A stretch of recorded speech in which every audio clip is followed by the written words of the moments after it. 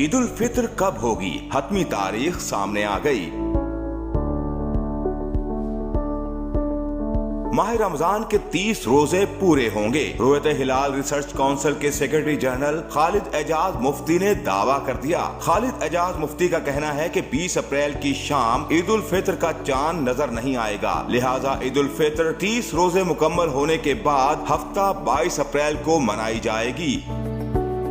Media reports के मुताबिक खालिद एजाज मुफ्ती का कहना है कि 20 अप्रैल को पाकिस्तानी वक्त के मुताबिक नया चांद सुबह 9:13 पर पैदा होगा। उस रोज चांद की उम्र 10 घंटे से भी कम होगी। उन्होंने कहा कि दिखाई देने के लिए चांद की उम्र 19 घंटे से जायद होनी चाहिए। उस रोज मतला साफ हुआ तो भी चांद दिखाई नहीं देगा। खालिद एजाज मुफ्ती का मजीद कहना है कि 21 अप्रैल को 30 रमजान और 22 अप्रैल को यकम शवाल होगी, लिहाजा 20 अप्रैल की शाम मौसूल होने वाली कोई भी शहादत झूठी होगी।